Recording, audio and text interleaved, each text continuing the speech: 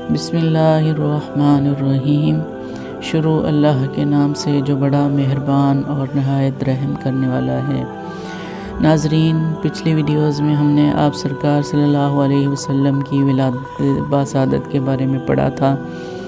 آج ہم اس سے آگے جانیں گے۔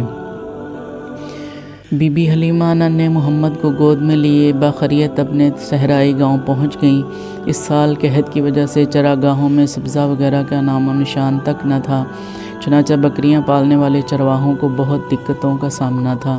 مگر جب حلیمہ کی بکریاں چراگاہ سے لوٹتیں تو دودھ سے بھری ہوتی۔ دوسرے لوگ جب اپنی بکریاں دہتے تو خشک تھنوں سے دودھ کا ایک قطرہ تک نہ آتا، مگر حلیمہ کی بکریوں میں دودھ کی ریل پیل تھی۔ دونوں میاں بیوی جی بھر کے دودھ پیتے اور بچوں کو بھی پلاتے۔ گاؤں کے باقی چرواہوں کو حلیمہ کی بکریوں پر بہت رشک آتا تھا۔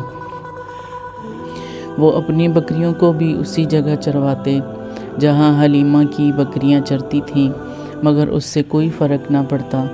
ان کی بکریاں ویسی کی ویسی بھوکی پیاسی لوٹتیں اور دودھ کا ایک قطرہ تک نہ دیتیں۔ چنانچہ رفتہ رفتہ گھر گھر اس بات کا چرچا ہونے لگا کہ بی بی حلیمہ نے جس بچے کو گود لیا ہے اس میں خیر و برکت کا کوئی نہ کوئی خاص ہی راز موجود ہے۔ بی بی حلیمہ کی ایک نیک بچی شیمہ بھی تھی۔ اسے آپ سرکار سے بہت پیار تھا، وہی آپ کو کھلایا پلایا کرتی تھی۔ حلیمہ ہر 6-7 ماہ بعد حضور کو مکہ لے آتی اور آپ کی والدہ ماجدہ اور رشتہ داروں کو دکھا کر واپس لے جاتی۔ جب آپ 2 برس کے ہوئے تو آپ کا دودھ چھڑوا دیا گیا۔ آپ شکل و صورت سے بہت صحت مند نظر آتے تھے۔ بی بی حلیمہ آپ کو لے کر حضرت آمنہ کی خدمت میں حاضر ہوئیں۔ حلیمہ اب تک اپنی آنکھوں سے دیکھ چکی تھیں کہ وہی ننھا منھا یتیم جسے گود لینے کے لیے کوئی تیار نہ تھا، کس قدر حیرت انگیز بچہ تھا۔ انہیں آپ سے بے پناہ انس بھی ہو چکا تھا، اس لیے وہ آپ کو کچھ عرصہ اور اپنے ہاں رکھنا چاہتی تھیں۔ چنانچہ انہوں نے حضرت آمنہ سے اس خواہش کے بارے میں بات چیت کی۔ اپنی بات پر اصرار کرتے ہوئے بی بی حلیمہ نے کہا، صحرا کی کھلی فضا ننھے محمد کو بہت راس آئی ہے۔ ویسے بھی مکہ میں وبا پھیلی ہوئی ہے، اس لیے بہتر یہی ہوگا کہ آپ اس نیک بچے کو کچھ عرصہ اور میرے صحرائی گاؤں میں ہی رہنے کی اجازت دے دیں۔ یہ اس قدر معقول بات تھی کہ حضرت آمنہ کچھ عرصہ اپنے لخت جگر سے جدا رہنے پر راضی ہو گئیں۔ چنانچہ حضور کچھ اور مدت کے لیے حلیمہ کی تحویل میں رہائش کے لیے لٹا دیے گئے۔ جوں آپ بڑے ہوتے گئے، آپ اپنے دودھ بھائیوں کے ساتھ اکثر بکریاں چرانے بھی نکل جایا کرتے تھے۔ بکریاں چرانے اور غلہ بانی کے ابتدائی تجربے کے علاوہ ان حضور کو بعد کی زندگی بھی اس قدر دلچسپ اور مفید شغل کا موقع ملتا رہا۔ چنانچہ آپ کئی سال تک اپنے خاندان اور مکہ کے بعض دیگر اشخاص کی بکریاں چراتے رہے۔ غلہ بانی کے دوران آپ کو کائنات اور زندگی پر غور کرنے کے موقع ملتے رہے۔ آپ اپنے تجربے کا ذکر بڑے فخر سے کرتے اور اس پر اللہ تعالیٰ کا شکر ادا کیا کرتے۔ جب آپ 5 برس کے ہوئے تو بی بی حلیمہ نے سوچا کہ اب آپ کو اپنی والدہ کے پاس لوٹا دینا چاہیے۔ چنانچہ وہ آپ کو لے کر مکہ چلی گئیں۔ اتفاق سے آپ ان سے چھوڑ کر لوگوں کی بھیڑ میں گم ہو گئے۔ حلیمہ کے پاؤں تلے سے زمین نکل گئی۔ انہوں نے بہت تلاش کیا مگر آپ کا کوئی سراغ نہ ملا۔ تھک ہار کر وہ روتی چلاتی آپ کے دادا سردار عبد المطلب کے پاس پہنچی اور انہیں واقعہ سنایا۔ عبد المطلب سخت پریشان ہوئے اور آپ کے مل جانے کی دعائیں کرتے ہوئے سیدھے خانہ کعبہ جا پہنچے۔ ابھی وہاں کھڑے ہی تھے کہ آپ کو ورقہ بن نوفل اور قریش کے ایک اور نوجوان ملے۔ وہ حضور کو اٹھائے ہوئے تھے۔ انہوں نے بتایا کہ ننھا محمد انہی مکہ کی پہاڑیوں میں ملا تھا۔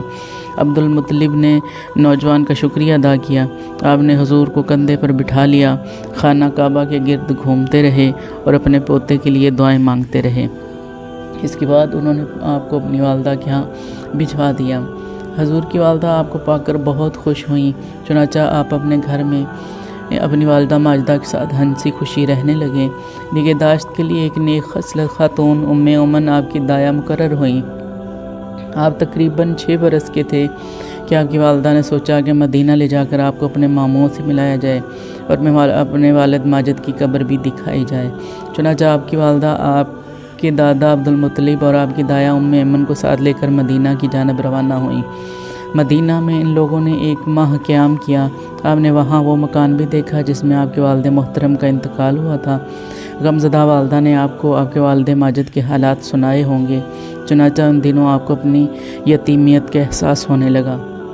پھر یہ لوگ مکہ لوٹنے کے لیے روانہ ہوئے، مگر ابھی راستے ہی میں تھے کہ ابوا نامی گاؤں میں آپ کی والدہ ماجدہ بیمار ہوئیں اور وفات پا گئیں۔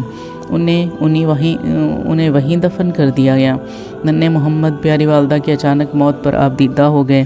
انہوں نے والدہ کو والد کی ناگہانی موت پر چپکے آنسو بہاتے دیکھا تھا۔ جب آپ کی والدہ بھی آپ کو تنہا چھوڑ کر دنیا سے رخصت ہو گئی تو یتیمی کا پورا بوجھ آپ کے نازک کندھوں پر آ پڑا۔ آپ بے حد افسردہ ہوئے۔ شفیق دایا ام ایمن نے آپ کی دلجوئی کی اور دلاسے دیتی ہوئی آپ کو ساتھ لے کر مکہ واپس پہنچ گئیں۔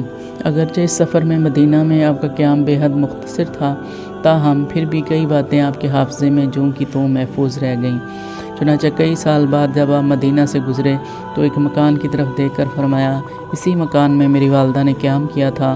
ایک تالاب کی طرف اشارہ کر کے فرمایا، یہی وہ تالاب ہے جس میں میں نے تیراکی سیکھی تھی۔ ایک میدان کو دیکھا تو فرمایا، یہی وہ میدان ہے جہاں میں ننھی انیسہ سے کھیلا کرتا تھا۔ اسی طرح بی بی حلیمہ اور ام ایمن کی یاد اور احترام لمحہ بھر کے لیے بھی آپ کے دل سے محو نہ ہوئے۔ آئندہ زندگی میں جب بھی وہ آپ کے پاس آتی، آپ احتراماً کھڑے ہو جاتے، میری ماں کہہ کر ان سے لپٹ جاتے، ان کے بیٹھنے کے لیے اپنی چادر اپنے ہاتھوں سے بچھاتے۔ جب تک وہ بیٹھ نہ جاتی آپ احتراماً کھڑے رہتے اور ان سے اس قدر شفقت اور احترام سے باتیں کرتے کہ دیکھنے والے دنگ رہ جاتے۔ ایک دفعہ خشک سالی کی وجہ سے مکہ میں قحط پڑا تو بی بی حلیمہ حضور کے پاس تشریف لائیں۔ آپ نے ان کی بڑی خاطر مدارات کی۔ جب وہ لوٹنے لگی تو آپ نے انہیں ایک اونٹ اور 4 بکریاں تحفے میں پیش کی۔